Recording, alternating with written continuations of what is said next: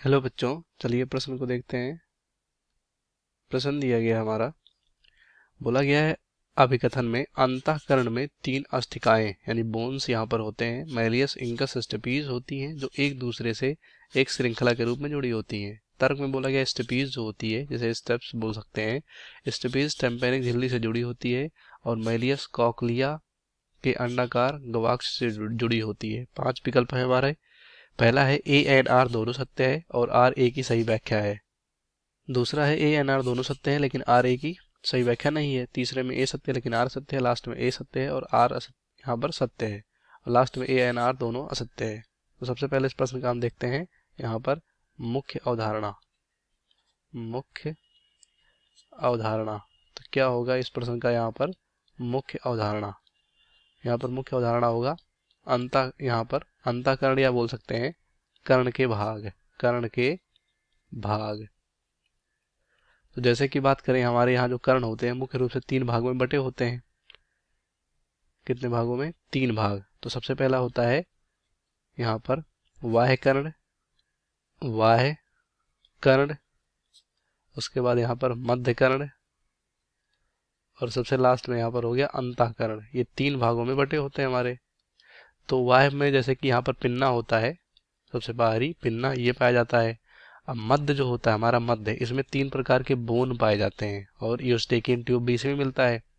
तो 3 प्रकार के बोन कौन से होते हैं?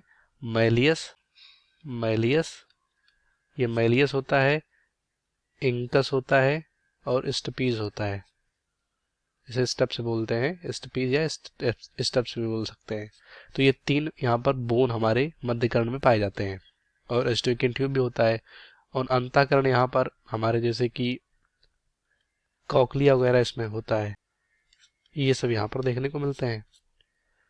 तो क्वेश्चन में क्या बोला गया? अंतःकरण में 3 अस्थिकाएं। तो अंतःकरण में 3 अस्थिकाएं होती नहीं, मध्य में होता है। तो ये हमारा पहले वैसे गलत होगा। उसके बाद कह रहे हैं स्टपीज जो होता है, स्टपीज टिम्पैनिक झिल्ली से जुड़ी होती है। मतलब जो हमारा यहाँ पर स्टपीज है वो टिम्पैनिक झिल्ली से जुड़ी होती है, ये बोल रहे हैं यहाँ पर। तो हमारा यहाँ पर ये भी गलत होगा क्योंकि जो हमारा यहाँ पर मैलियस है, क्या है? मैलियस।